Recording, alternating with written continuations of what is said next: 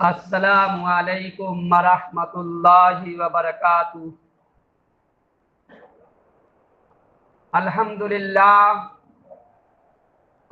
للہ رب العالمین، والصلاة والسلام علی سید المرسلین محمد وعلی آلہ واصحابہ اجمعین، اما بعد۔ قال اللہ تبارک و تعالی فی القرآن المجید والفرقان الحمید، اعوذ باللہ من الشیطان الرجیم، بسم اللہ الرحمن الرحیم۔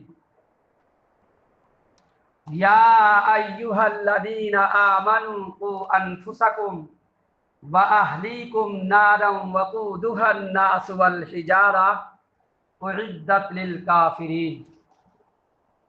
محترم بزرگوں اور دوستوں اور میرے ایمانی بھائیوں، ہم نے قرآن کی ایک آیت پڑھی ہے جس میں اللہ تبارک تعالیٰ نے تمام انسانوں پر، خاص کر ایمان لانے والوں پر جو اللہ اور اس کے رسول پر ایمان رکھتا ہے، کہ اس کو اللہ تبارک تعالیٰ نے اپنی ذمہ داری کے ساتھ ساتھ اپنے اہل و عیال کی ذمہ داری بھی سپرد کی ہے اسی کے ذمے۔ میرے بھائیوں دوستوں، جیسا کہ دنیا میں نظام ہے کہ جب ہماری شادی ہو جاتی ہے، بچے ہو جاتے ہیں، تو ہمارے گھر والے یہ کہہ دیتے ہیں، ہم سب کے گھر والے، کہ ایسا کرو اب آپ اپنا خرچہ خود ہی اٹھاؤ، اور یہ اصول بھی ہے۔ میرے بھائیوں دوستوں، کوئی شخص یہ اعلان کرے اور کہے کہ میں کماؤں گا لیکن میں اپنے اہل و عیال کا، اپنے گھر والوں کا، اپنے ماں باپ کا، اپنے بچوں کا خرچہ نہیں اٹھاؤں گا، تو دنیا میں وہ انسان عزت والا انسان نہیں سمجھا جائے گا، اور حقیقت میں وہ انسان نہیں ہوگا۔ کیوں؟ وہ تو ذمہ داری سے اور جو اس کے اوپر حقوق ہیں ان حقوق سے پیچھے ہٹنے کی کوشش کر رہا ہے، اور اصل میں وہ اس کے اندر مرد کی طاقت نہیں، مردانیت اس کے اندر نہیں۔ تو میرے بھائیو دوستو، جس طرح ایک دنیا میں ایک نظام ہے کہ انسان اپنا خرچہ اٹھاتا ہے خود، اور پھر اپنے اہل عیال کی ذمہ داری بھی اٹھاتا ہے۔ آپ دیکھتے ہوں گے باپ بیچارہ کتنا بوڑھا ہو جاتا ہے لیکن اس کو بچوں کی بڑی فکر ہوتی ہے، اور وہ ہر نماز میں یہ دعا کرتا ہے کہ اللہ میرے بچے میرے سامنے ہی سب اپنے اپنے جگہ پر قائم ہو جائے، یعنی ہماری زندگی ہی میں ہمارے اپنے بچوں کی شادی کر دیں اور بچے آرام سے رہنے لگے، گرچہ ہمیں تکلیف ملے وہ الگ چیز ہے، یہ اس کے دماغ میں رہتی ہے۔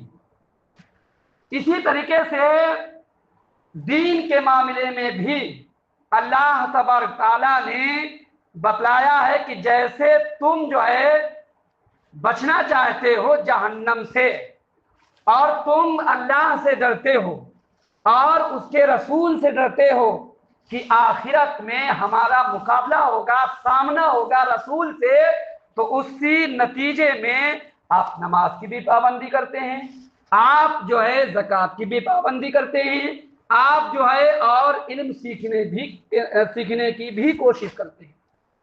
اسی طریقے سے جس طریقے سے آپ کے اوپر ذمہ داری ہے نماز کی، زکوٰۃ کی اور علم سیکھنے کی، ٹو کاپی اسی طریقے سے آپ کے بچوں کے اوپر بھی آپ کی ذمہ داری ہے کہ آپ ان کو دین کی تعلیم دیں، آپ ان کو صحیح راستہ دکھانے کی کوشش کریں، کیونکہ آپ ہی ان کے لیے رہبر ہیں، آپ ہی ان کے لیے آئیڈیل اور نمونہ ہیں۔ میرے بھائیو دوستو، دنیا میں اللہ تبارک تعالیٰ سے زیادہ انسانوں سے کوئی محبت نہیں کرتا ہے، اور اس کے بعد رسول انسانوں سے اللہ تبارک تعالیٰ سے زیادہ کوئی دنیا میں محبت نہیں کرتا ہے، اور اس کے بعد رسول ہے۔ آپ اس سے اندازہ لگائیں گے کیسے؟ قرآن سے آپ اندازہ لگائیں گے، خاص کر ایمان والوں سے بڑی محبت ہے اللہ تبارک تعالیٰ کو، بہت زیادہ محبت ہے، اتنی زیادہ محبت ہے قرآن کے اندر بھی ثابت ہو گیا۔ اللہ تبارک تعالیٰ نے کیا کہا ہے؟ یا ایھا الذین آمنوا قوا انفسکم، اے ایمان والو۔ یہاں پر یا ایھا الذین آمنوا لائے، اے ایمان والو، جس طریقے سے تم اپنی حفاظت کرتے ہو جہنم کی آگ سے، اور جنت میں جانے کے لیے کوشش کرتے ہو، ایسے ہی آپ اپنے گھر والوں کی، اپنے بچوں کی، اپنے پریوار والوں کی بھی حفاظت کیجیے۔ اب دیکھیے، یا ایھا الذین آمنو کی جگہ پر یا ایھا الرجال بھی لایا جا سکتا تھا۔ رجال کے معنی آئے گا آدمی، تمام آدمی۔ اسی طریقے سے یا ایھا الناس بھی لایا جا سکتا تھا، اے لوگوں۔ لوگوں میں سارے لوگ شامل ہو جاتے ہیں، ہندو، مسلم، سکھ، عیسائی سب شامل ہو جاتے ہیں۔ اسی طریقے سے یا ایھا الرجال میں بھی سارے لوگ شامل ہو جاتے ہیں، پوری دنیا کے لوگ شامل ہو جاتے ہیں۔ لیکن اللہ تبارک تعالیٰ نے یا ایھا الرجال بھی نہیں لایا، یا ایھا الناس بھی نہیں لایا، بلکہ لایا کیا؟ یا ایھا الذین آمنوا قوا انفسکم، قید کر دیا، بتا دیا، اے ایمان والو، بڑی پیار محبت سے بتایا۔ اس کی مثال آپ دنیاوی یوں سمجھ لیجئے کہ جیسے کوئی جب بڑا شخص، بڑے ابو یا بڑے چاچا یا ابو یا دادا جب کسی کو پکارتے ہیں تو پکارنے میں دو طریقے اختیار کیے جاتے ہیں۔ ایک تو یہ ہوتا ہے کہ نام لے لیا جاتا ہے کہ عامر ادھر آؤ، فیصل ادھر آؤ، تو اس میں کیا ہے؟ ایک حکم ہو گیا، اور کوئی محبت کا اس میں پیغام یا کوئی وہ نہیں ہے۔ لیکن دوسرا طریقہ جو ہے، جب پکارتا ہے کہ اے پوتے ادھر آؤ، اے بھتیجے ادھر آؤ، اے بیٹے ادھر آؤ، تو کیا ہوتا ہے؟ کتنا زمین آسمان کا فرق ہے۔ آپ اندازہ کریے کہ جب چاچا بلاتے کہ بھتیجے ادھر آؤ، دادا بلاتے پوتا ادھر آؤ، تو کیا ہوتا ہے؟ پھر جو ہے چمک کی طریقے سے، جیسے لوہا اور چمک ایک دوسرے کو کھینچتے ہیں، ایسے ہی بھتیجا، پوتا، بیٹا اور چچا کی محبت ایک دوسرے سے دوڑتی ہے۔ جیسے چمک لوہے کو کھینچتی ہے، اسی طریقے سے دادا کی محبت اور پوتے کو کھینچتی ہے، پوتے کی محبت دادا کو کھینچتی ہے۔ خاص کر دیا، پوتا کر کے خاص کر دیا، بھتیجے کر کے خاص کر دیا، بیٹا کر کے خاص کر دیا۔ اب کوئی عام لوگوں کو نہیں پکارا جا رہا ہے، اب کوئی دوسرے غیروں کو نہیں پکارا جا رہا ہے، اب بلکہ اپنے خون کو پکارا جا رہا ہے، اپنے لخت جگر کو پکارا جا رہا ہے۔ تو اسی لیے دونوں کی محبت ایسے دوڑتی ہے، جی چاچا، جی دادا، تو پوتا کو لگتا ہے کہ دادا ہمارے کو کوئی کام بتا رہی ہے، کچھ ہمیں دینے جا رہے ہیں۔ پوتا اس پیار، دادا اس پیار محبت کی نظر سے بلاتے ہیں کہ دونوں کی محبت دوڑتی۔ میرے بھائیو دوستو، پس تو کافی یہی اللہ تبارک تعالیٰ نے خاص کر دیا۔ اے ایمان والو، اے ایمان والو، جس طریقے سے تم اپنی حفاظت کرتے ہو، ایسے ہی کس کی حفاظت کرنا ہے؟ اپنے گھر والوں کی، اپنے اہل و عیال کی، اپنے بچوں کی، اپنے پریوار کی۔ ایسی جہنم سے حفاظت کرنا ہے، ایسے جہنم سے جس جہنم پر ایسے فرشتے لگے ہیں جو بڑے سخت مزاج کے، تنگ خون۔ اگر یہ کہہ دیا جائے کہ متکبر، تکبر کرنے والے، حالانکہ تکبر کی اس میں کوئی بات نہیں۔ کیوں نہیں بات ہے؟ کیونکہ فرشتوں کے اندر جس چیز کا حکم دے دیا جاتا ہے وہ وہی کرتے ہیں، وہ ان کے اندر نافرمانی کرنے کی صفت نہیں ہے۔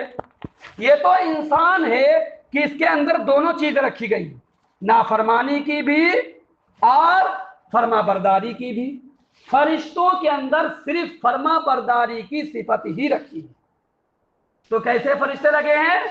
ایسے فرشتے لگے ہیں جو تند خو ہیں، سخت مزاج ہیں، وہ کسی کی نہیں سنیں گے، وہ کسی کی نہیں سنیں گے۔ وہ ایسے جہنم میں کھینچیں گے جیسے ہم آپ کنٹرول پر راشن لینے جاتے ہیں اور راشن جو وہاں پر کاریگر لگا ہوتا ہے، نوکر جو لگا ہوتا ہے، اس کے پاس ایک کیلا ہوتا ہے لوہے کا، اس کے پاس ایک لوہے کا کیلا ہوتا ہے اور وہ ایسے بورے میں مارتا ہے اور اس بورے کو کھینچتا ہوا چلاتا ہے۔ بھائی اٹھا اوپر لگا ہوا ہے، اب اس کو ایسے مارا، ایسے کھینچتا ہوا چلا رہا۔ اب کوئی شخص یہ کہ ارے بھائی نوکر صاحب تھوڑا سے رحم کرو، کیسے کھینچتے ہیں؟ تو آپ کو کیا جواب دے دو؟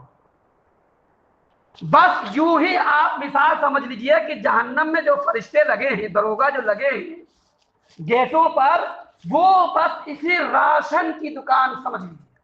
مثال یہی ہے کہ وہ ایسے ہمارے یہاں پر ڈالیں گے نرکسی میں، سینے کے اوپر یا ایسے ماریں گے اور ایسے کھینچتے ہوئے ہمیں چلے جائیں گے، کھینچتے ہوئے۔ جب وہ انسان کہے گا اے بھائی تھوڑا سے آرام سے کھینچو، تھوڑا سے جو ہے بہت درد ہو رہا، تو وہ سنے گا نہیں، وہ فرشتہ سنے گا نہیں۔ کیوں؟ اس کے اندر فرما برداری، اللہ نے جو حکم دے دیا ہے اسی حکم کو وہ بجا لائے گا۔ اس لیے کہا گیا ہے کہ سخت مزاج، تند خو، متکبر مزاج، یعنی بہت بد مزاج ہوگا فرشتہ جو ہماری آپ کی نہیں سنے گا۔ حالانکہ نہ وہ بد مزاج ہوگا، نہ وہ سخت مزاج ہوگا، نہ اس کے اندر تکبر ہوگی، بلکہ اس کو حکم دیا گیا ہے اسی چیز کا، اور جس چیز کا اللہ نے اسے حکم دے دیا وہ اسی حکم کا بجا لائے گا۔ آپ اندازہ کریں کیا حالت ہوگی اس سمے۔ میرے بھائیو دوستو، اسی لیے اللہ تبارک تعالیٰ نے کہا ہے کہ ذاتی ہمارا عمل ہم کو نہیں بچا سکے گا، خود ذاتی عمل ہمارا ہمیں نہیں بچا سکے گا۔ ہم نے دیکھا یا آپ نے دیکھا یا ہم لوگ دیکھ رہے ہیں، ہم تو بہت پابندی کرتے ہیں، نماز کی بھی، روزہ کی بھی، زکوٰۃ کی بھی، اور جو ہے حج بھی کر لیتے ہیں۔ اور اس کے بعد میں جب ہمارے گھر کی طرف دیکھا جاتا ہے تو ہمارا رخ جو ہے مشرق کی طرف، اور ہمارے گھر والوں کا رخ مغرب کی طرف، ہمارے گھر والوں کا رخ مغرب کی طرف۔ اور ایسے ہمارے اہل و عیال، ہمارے گھر والے برائیوں کے سیلاب میں بہ رہے ہیں جس کی کوئی حد نہیں، کوئی ایسا گناہ نہیں ہے جو ہمارے گھر والے نہ کر رہے ہوں۔ سب سے بڑا گناہ تو یہی کہ نماز ہی چھوڑ رہے۔ دوسرا بڑا گناہ انہیں کوئی علم نہیں، قرآن پڑھنا آتا نہیں، نماز پڑھنا آتا نہیں، چھوٹی چھوٹی دعائیں آتی نہیں، کچھ نہیں آتا ہے۔ بس ہم گھر میں ذمہ دار ہیں، ہم نماز پڑھ رہے ہیں، صفِ اول میں نماز پڑھ رہے ہیں، زکوٰۃ بھی اللہ کا شکر دے رہے ہیں، حج بھی کر رہے ہیں، اور ہمارے گھر کا رخ جو ہے دوسری طرف بہ رہا ہے۔ میرے بھائیو دوستو، یہ حالات بنے ہوئے ہیں۔ یہ آخر وجہ کیا ہے؟ یہ کس کی غلطی ہے؟ کیا گھر والوں کی غلطی ہے؟ کیا بچوں کی غلطی ہے؟ یہ آگے بتا دیں گے، تھوڑا سا سمجھ لیجئے کہ نہیں کہتے ہیں کہ جو ہے جب چڑیا کھیت چگ گئی تو اب کوئی ہانکنے سے کوئی فائدہ نہیں، اب خوش کرنے سے اور ڈھول بجانے سے چڑیا بھاگے نہ بھاگے، اب تو کھیتی چگ ہی گئی، اب کوئی فائدہ نظر نہیں آئے گا۔ بچہ جو ہے 7 سال سے لے کر 15 سال تک آپ بچے پر اگر کنٹرول نہیں کر پائے، آپ نے اسے دینی تعلیم نہیں دلا پائی، آپ نے اسے اللہ رسول کے بارے میں نہیں بتلا پائے، 15 جب کراس کرے گا تو وہ ہاتھ سے نکل جائے گا۔ پھر آپ لاکھ کوشش کریں، پھر آپ چاہیں کتنا مسجد میں سر رگڑ دیں، اور چاہے کتنی دعائیں کرے پھر وہ اولاد آپ کے ہاتھ میں نہیں آئے گی. چڑیا کھیت چگ گئی، اب ہانکنے سے کوئی فائدہ نہیں ہوگا. تو میرے بھائیو دوستو، اپنی غلطی تو ہم نہیں دیتے ہیں. شبہ ہمارے دل میں کیا پیدا ہو جاتا ہے، جواب کیا ہم دیتے ہیں. اگر ہم سے کوئی کہتا رہے مولانا صاحب آپ تو نماز پڑھتے ہو، آپ کا بچہ تو نماز نہیں پڑھتا ہے، آپ کا بیٹا تو قرآن نہیں پڑھتا ہے، اور آپ لمبی لمبی بھاگتے ہو، لمبی لمبی بیان کرتے ہو، تو ہم اس کا جواب یہ دیتے ہیں ارے بھائی ہم کیا کریں، ماحول اتنا خراب ہے، لوگ اتنے خراب ہو چکے ہیں، اب ہم دوسرے پر الزام لگا رہے ہیں. کیا کریں، اپنا کٹرا بہت بیکار ہو چکا ہے، کٹرا کا ماحول بہت خراب ہو چکا ہے. کیا کریں، ہمارا بچہ کٹرا کے ماحول میں پڑ گیا، بگڑ گیا. اب ہم کیا کر سکتے ہیں، نوح علیہ السلام کا بھی تو بیٹا ایمان نہیں لایا تھا، اللہ کے رسول صلی اللہ علیہ وسلم کے چچا بھی تو ایمان نہیں لائے تھے. اب ہم کیا کریں، ہمارا عمل ہمارے ساتھ ہوگا، ہمارے بیٹے کا عمل اس کے ساتھ ہوگا. کیا کریں، کٹرا کا ماحول بہت خراب، ساری ذمہ داری کٹرا کے پر ڈال دی. تو میرے بھائیوں دوستو، کتنی افسوس کی بات ہے، ہم نے اس کا ریزن بھی بتا دیا. بچہ کب بگڑتا ہے، کب کنٹرول میں آتا ہے، کیسے کنٹرول کیا جاتا ہے. 7 سال سے لے کر، حالانکہ حدیث میں آتا ہے 7 سال سے پہلے، 7 سال سے پہلے بچے پر کوئی دباؤ نہیں ڈالنا چاہیے. حالانکہ اگر دینی تعلیم تھوڑا بہت سکھائے اللہ رسول تو چل جائے گا، لیکن زیادہ اس کے پر دباؤ نہیں ڈالنا چاہیے. لیکن دنیاوی تعلیم کے لیے 4 ہی سال سے کتنی کتابیں لا دیتے ہیں، کتنی کتابیں لا دیتے ہیں، حالانکہ منع نہیں ہے، لیکن حدیثی اعتبار سے 7 سال سے پہلے اگر بچے پر زیادہ بوجھ ڈالو گے تو بچے کو دقت آ سکتی ہے. یہ سائنسی اعتبار سے بھی ہوگا، ہمیں سائنسی اعتبار سے تو نہیں معلوم ہے، لیکن حدیثی اعتبار سے ہم بتا رہے ہیں آپ کو. 7 سال سے پہلے زیادہ بچے پر زور نہیں. اسی لیے حکم کیا گیا ہے جب بچہ 7 سال کا ہو جائے تو اسے نماز کا حکم دو اور اسے اپنے ساتھ مسجد میں لاؤ. 15 سال تک تو جو ہے بچے کو یوں ہی لاڈ میں رکھے، ایسے جہاں گھوما، جہاں پھرا، جہاں لڑائی کیا اس کے پیچھے لڑے، اس کے پیچھے سب کچھ کیے، اپنا پیسہ بھی برباد کیے، جو چیز مانگا وہ چیز دیے. اب 15 سال کے بعد میں رو رہے ہیں، کیا کریں، ہائے ہمارا بچہ بگڑ گیا ہے، کٹرا خراب ہے، لوگ خراب ہیں، کیا بتائیں اب کیا ہوگا. اب ہمارا عمل ہمارے ساتھ ہوگا، اس کا عمل اس کے ساتھ ہوگا. میرے بھائیو دوستو، ہم ایک دنیاوی مثال دیتے ہیں. اللہ تبارک تعالیٰ نے کہا کہ اس تمہارے کہنے سے تمہاری ذمہ داری ثابت نہیں ہو جائے گی، تم بری نہیں ہو جاؤ گے، تم جو ہے انصاف کی عدالت میں کھڑے کیے جاؤ گے اور تم سے انصاف لیا جائے گا، تم سے پوچھا جائے گا ما یلفظ من قول الا لدیہ رقیب عتید. جو چیز تم بول رہے ہو، جو چیز تم کہہ رہے ہو، یہ ساری کی ساری چیزیں ریکارڈ ہو رہی ہے کہ تم سچ بول رہے ہو کہ جھوٹ بول رہے ہو. وہ ریکارڈنگ، وہ فرشتے قیامت کے دن جب سامنے آئیں گے تو انسان کہے گا ہائے کاش یہ تو چھوٹی چھوٹی باتیں بھی نہیں چھوڑا ہے، ہر چیز ریکارڈ کر رہا ہے. وہاں آپ کا جھوٹ نہیں چلے گا، وہاں آپ کی لاپرواہی نہیں چلے گی، وہاں آپ کا کٹرا بتانے سے نہیں چلے گا، وہاں آپ کے لوگوں کو بتانے سے نہیں چلے گا. آپ کو حساب دینا ہوگا اور بغیر حساب کے آپ کے قدم ہل نہیں سکتے. میرے بھائیو دوستو، آپ کسی طرح بچ نہیں سکتے، ہم کسی طرح نہیں بچ سکتے ہیں. اس کی مثال آپ یوں سمجھ لیجئے، دنیاوی مثال اللہ تبارک تعالیٰ کی طرف سے، رسول کی طرف سے آپ سمجھ لیجئے. مثال کے طور پر ایک آگ لگی ہے بہت تیز، ایسی آگ لگی ہے کہ اگر اس میں جو بھی جائے گا وہ شخص جل جائے گا، راکھ ہو جائے گا، خاک ہو جائے گا. اب آپ کا نابالغ بچہ 10 سال کا، 12 سال کا، 8 سال کا، 9 سال کا اس آگ کی طرف بڑھ رہا ہے، اس آگ کی طرف بڑھ رہا ہے، اور آپ جو ہے بیٹھے بیٹھے یوں ہی کیا کہہ رہے ہیں، اے بھیا مان جاؤ آگ کی طرف مت جانا، اے بھیا مان جاؤ آگ کی طرف مت جانا، جل جاؤ گے تم. اور آپ خالی بیٹھے ہیں اور آگ سامنے جل رہی ہے اور بچہ جا کے آگ میں جل گیا، بچہ آگ میں جا کے جل گیا. کیا اس طرح سے کوئی باپ کرے گا؟ آپ سمجھیے، کیا اس طرح سے کوئی باپ کرے گا؟ بتاؤ، باپ اس طرح ہرگز نہیں کر سکتا ہے. چاہے کتنا بیمار ہو اس بچے کو فوراً اٹھا لے گا، ہر طریقے سے جو ہے اس پر کنٹرول حاصل کر لے گا، ترنت اس کو پکڑے گا. اور اگر خدا نخواستہ اس کی آنکھیں چپکے بچہ آگ میں چلا گیا، خود آگ میں کود جائے گا لیکن اس بچے کو نکال لائے گا. کیوں؟ اس کے بس کی بات ہے، کنٹرول سے باہر نہیں ہے اس کے.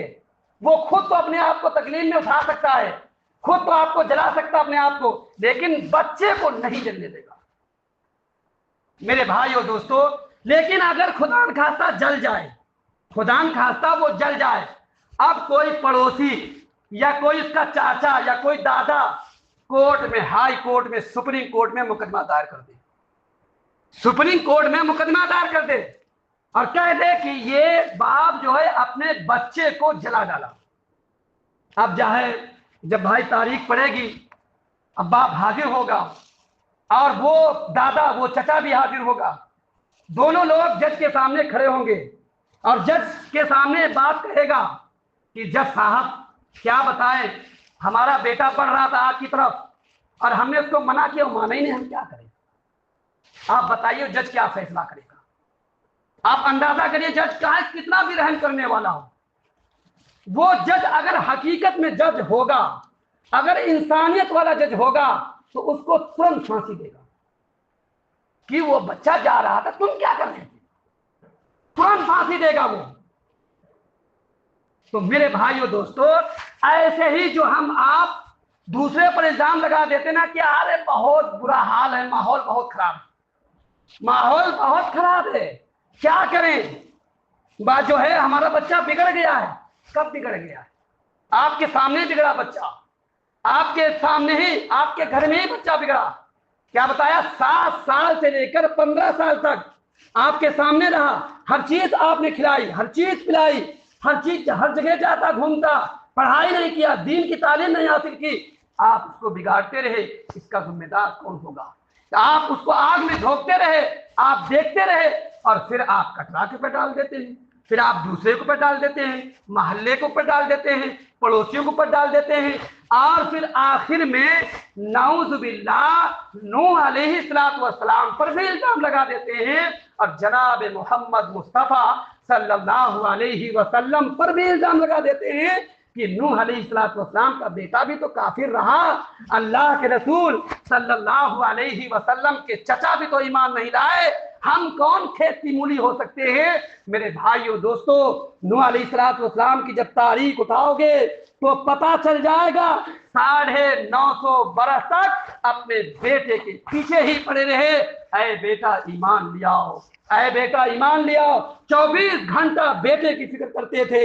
اسی طرح اللہ کے رسول صلی اللہ علیہ وسلم جو ہے، جب چچا آخر وقت آیا، پورا عرب خاندان ایک طرف، اللہ کے رسول صلی اللہ علیہ وسلم اپنے چچا کے کان کے پاس بیٹھے ہوئے ہیں، رو رہے ہیں، اے چچا ایک مرتبہ کہہ دو، سفارش ہم کرا لیں گے. خاندان کھڑا رہا، اے ابو طالب بھتیجے کی بات نہ مان لینا، ایسا نہ ہو کہ بھتیجے کی بات مان لے. چچا بار بار خاندان کی طرف دیکھ رہے تھے، رسول کی طرف دیکھ رہے تھے، دیکھا کہ رسول کے آنکھوں سے آنسو بہ رہے، اتنی محبت تھی، اتنی محبت تھی. کہا کہ اے بھتیجے، اگر خاندان نہ ہوتا، اگر خاندان والے یہ نہ کہتے کہ بھتیجے کے ڈر سے ایمان لے آئے، ورنہ ہم تیری آنکھوں کو ٹھنڈا کر دیتا، یعنی تجھے رونے نہیں دیتا. کتنی محبت تھی، رسول رو رہے ہیں اپنے چچا کے لیے.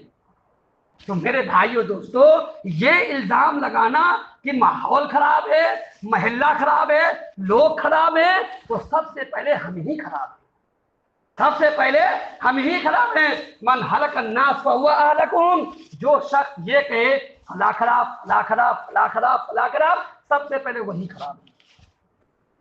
وہ مر جائے گا، ہم سے نہیں پوچھا جائے گا، ہم مر جائیں گے، اس سے نہیں پوچھا جائے گا، ہر ایک کی ذمہ داری خود کی ہوگی. تو میرے بھائیو دوستو، اس لیے ہم ذرا سوچیں، ہم تو پابندی کر رہے ہیں لیکن اپنی نسلوں کو، اپنی اولادوں کو ضرور دین کی تعلیم دیں، ورنہ بڑے حالات خراب آ رہے ہیں. آگے چل کے ایسا نہ ہو کہ ہمارے بچے کہیں مرتد کے دروازے پر پہنچ جائیں، ہمارے بچوں کو قرآن نہیں آ رہا، ہمارے بچوں کو نماز پڑھنا نہیں آ رہا، ہمارے بچوں کو اردو کی کتابیں نہیں پڑھنا آ رہی، دعائیں نہیں آ رہی۔ میرے بھائیو دوستو، اس کا ذمہ دار کون ہوگا؟ اس لیے ہم اعلان کرتے ہیں کہ ہمارے یہاں اپنا مدرسہ چلتا ہے فیض القرآن، صبح 7 بجے سے 1 بجے تک۔ آپ اس میں اپنے بچوں کو داخل کر سکتے ہیں، اگر اس میں نہیں تو آپ جو ہے مغرب بعد ہم پڑھاتے ہیں، اس میں اگر کوئی فیس نہیں دینا چاہتا ہے یا نہیں دے پائے گا تو بغیر کسی عوض کے وہ آ سکتا ہے۔ اگر کوئی بڑے لوگ سیکھنا چاہیں تو وہ فجر کے بعد ہم اسے 1 گھنٹہ دینے کے لیے تیار ہیں۔ آپ ضرور سوچیں اپنے بارے میں اور اپنے بچوں کے بارے میں، ورنہ یہ ہوگا آپ کے مرنے کے بعد میں کوئی آپ کے لیے فاتحہ بھی پڑھنے کے لیے تیار نہ ہوگا۔ وآخر دعوانا